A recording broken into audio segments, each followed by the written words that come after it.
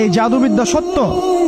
এবং এখনকার অনেক ভণ্ড যে কবিরাজগুলো বের হয়েছে, এরা জিনকে তাবে করে নিয়ে এই জিনদের মধ্য দিয়ে মানুষের মধ্যে জাদু ছড়িয়ে দিয়েছে, এবং এর ফলশ্রুতিতে বহু পরিবার ধ্বংস হয়ে যাচ্ছে। এই জাদুবিদ্যা সত্য।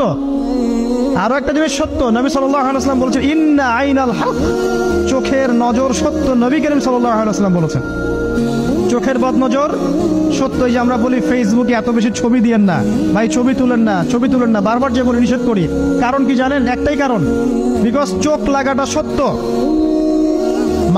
মানুষের চোখ লাগে, এই কথা শুনলে অনেক মজুমদাররা হাসবে না? কথা বুঝতে পারেন নাই? কিন্তু এটা সত্য, কারণ নবী করিম সাল্লাল্লাহু আলাইহি ওয়াসাল্লাম যা বলেছেন সাদাকাল্লাহু ওয়া সাদাকা রাসূলুহুল কারীম, নবী যা বলেছেন, আল্লাহ যা বলেছেন চিরায়ত সত্য। এর বাইরে কোনো সত্য আছে? আচ্ছা দেখেন, আমি বললাম যে জাদুবিদ্যা সত্য। এই জাদুবিদ্যার চর্চা মানুষ করে, এখনো করে, এবং এই জাদু দিয়ে মানুষের ক্ষতি করার জন্য জিনের প্রয়োজন হয়, দুষ্ট জিন। এই জিনগুলোকে মানুষ তাবে করে মানুষের ক্ষতি করার চেষ্টা করে। দেখবেন এখন গ্রামে গঞ্জে শহরে সব জায়গায় ছড়িয়ে পড়েছে না?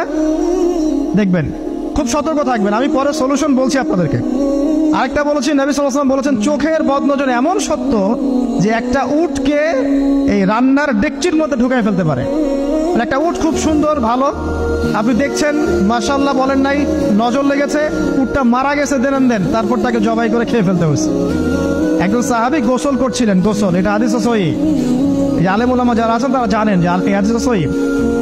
একজন সাহাবী গোসল করছেন, তার গায়ের চামড়াটা খুব সুন্দর ছিল, একদম স্কিনটা অনেক সুন্দর, থাকে না এমন কিছু মানুষ? আচ্ছা, এখন আরেকজন সাহাবী এই গোসল দেখছেন দূর থেকে, দেখে বলছেন যে কি চমৎকার তার শরীরের রংটা, যেন কুমারী নারীর মতো, অনেকটা এমন একটা কথা তিনি বলেছিলেন। সাথে সাথে এই সাহাবী অজ্ঞান হয়ে পড়ে গেছে। কোন সাহাবী? যিনি গোসল করছিলেন। এটার আপনি কোনো ব্যাখ্যা দিতে পারবেন না তো, এখানে কোনো সায়েন্স দিয়ে বা মেডিকেল সায়েন্স দিয়ে আপনি কোনো ব্যাখ্যা করতে পারবেন না। একটা ব্যাখ্যা দিতে পারেন, কিন্তু কেন সেটা হলো সেটা আপনি অ্যান্সার খুঁজে পাবেন না। তো নবী সাল্লাল্লাহু আলাইহি ওয়াসাল্লামের কাছে নিয়ে যাওয়া হলো তাকে।